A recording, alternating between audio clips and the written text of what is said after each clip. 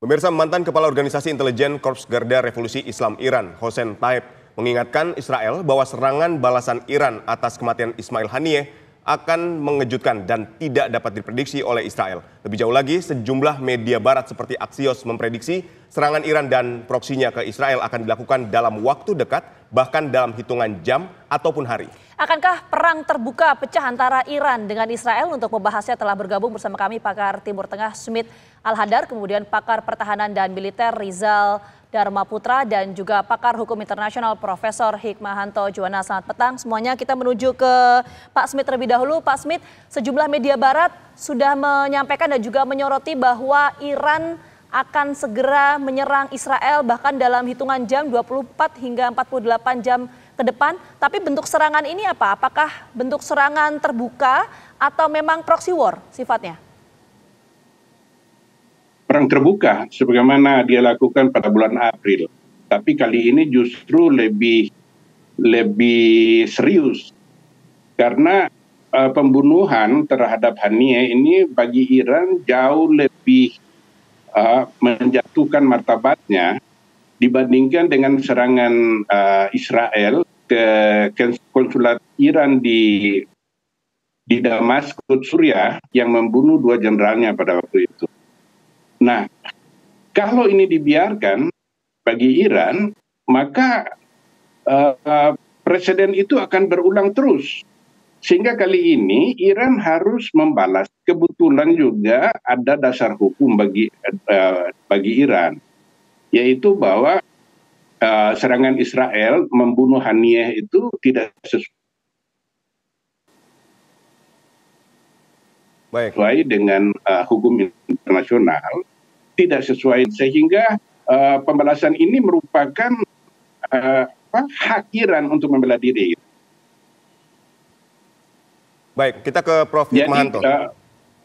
Ya, baik, Prof. Hikmahanto, kalau Anda melihat dari apa yang akan dilakukan oleh Iran dan proksinya ini, apakah Iran punya keberanian dan perang terbuka seperti apa? Eskalasinya akan seperti apa menurut Anda?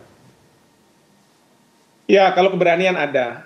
Dan buktinya apa? Buktinya adalah Menteri Luar Negeri Amerika Serikat Blinken bertemu dengan para menteri menteri luar negeri dari 7 negara dan menyampaikan bahwa Iran akan melakukan serangan. Dan kemudian juga sebelumnya Presiden Joe Biden sudah mengerahkan kapal-kapal induk dari berbagai kawasan, kapal-kapal induk Amerika Serikat dari berbagai kawasan untuk ke Timur Tengah. Ini berarti membuktikan bahwa Iran punya niat untuk melakukan serangan ini. Belum lagi hari Minggu kemarin waktu Israel, Perdana Menteri Netanyahu melakukan rapat dengan para menterinya untuk membahas apa? Membahas yang disebut sebagai preemptive strike.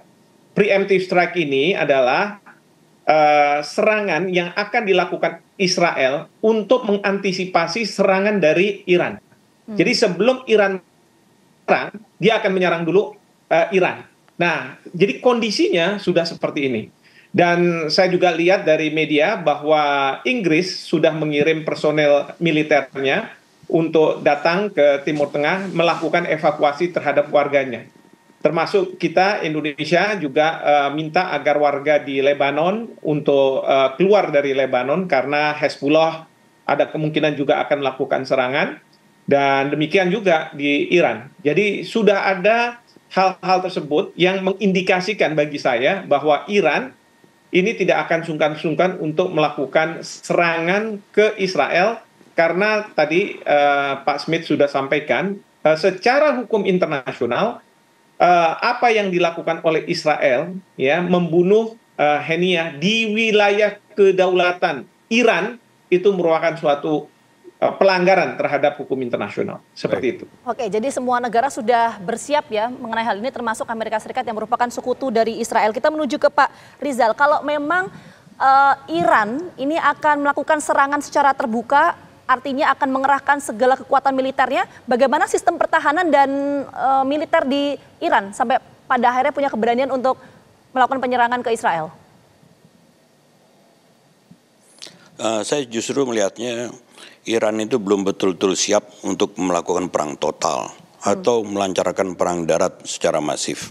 Mungkin masih hanya melakukan perang secara hybrid atau melakukan balasan-balasan yang sifatnya retaliations, yakni meluncurkan roket menggunakan negara-negara proksi, apakah itu Yaman ya ataukah dari Lebanon Selatan yang nanti kemudian ikut melancarkan serangan. Jadi mungkin untuk perang besar yang melibatkan seluruh kekuatan militer, baik itu darat, laut, dan juga udara, saya pikir masih belum sampai ke sana. Apalagi seperti perang Yom Kippur, perang Yom Kippur yang melibatkan negara-negara Arab lainnya, itu juga saya pikir masih jauh. Kenapa? Karena satu, negara-negara Arab ini relatif tidak berada di dalam satu kubu yang sama dengan Iran.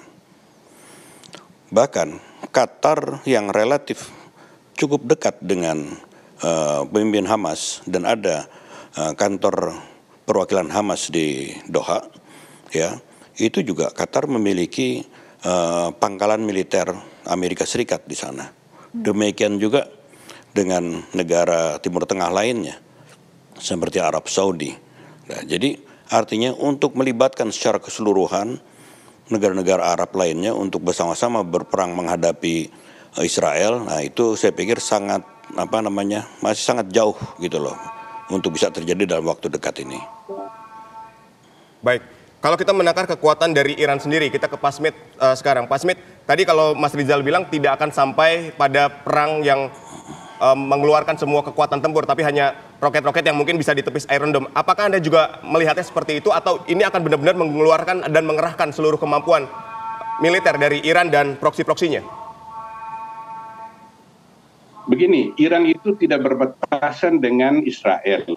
Beda dengan perang Yom Kippur tahun 73, di mana Mesir dan Israel itu negara berbatasan, sehingga melibatkan angkatan darat bisa Iran itu jauhnya ribuan kilometer dari Israel. Jadi tentu saja yang bisa dilakukan Iran adalah mengirimkan rudal balistik, rudal jelajah, dan drone seperti yang dia lakukan pada bulan April lalu. Tetapi saya pikir mereka akan mengubah strategi, karena kalau dulu serangan Iran itu, serangan balasan Iran itu bersifat formalitas. Yang penting sudah ada 1-2 rudal yang jatuh di Israel untuk menyelamatkan muka Iran. Lebih besar dari itu untuk mengimbangi deterrence, mengimbangi penggentar. Kalau Iran tidak melakukannya, maka proksi-proksinya juga Israel juga akan berkesan bahwa Iran ini adalah sebuah negara yang lemah. Oleh karena itu, apakah perang ini akan terjadi di seluruh Timur Tengah? Saya juga tidak begitu yakin. Karena tidak ada negara di Timur Tengah yang berkepentingan untuk menjadikan perang Iran dan proksi-proksinya melawan Israel itu didukung oleh negara Timur Tengah. Bahkan komunitas internasional juga tidak mendukung. Jadi perang ini bisa dihalangi, bisa dicegah atau dibatasi kalau serangan Iran itu bersifat terukur. Dan meskipun dia harus menghasilkan sesuatu yang dianggap setara dengan kematian Haniyeh, sehingga dia tetap melakukannya. Tetapi apakah perang ini akan besar, itu akan tergantung kepada Israel. Ya, Pak Smith. Apakah Israel akan membalas lebih keras ya, kita dari yang poinnya, dilakukan Pak Smith. Iran?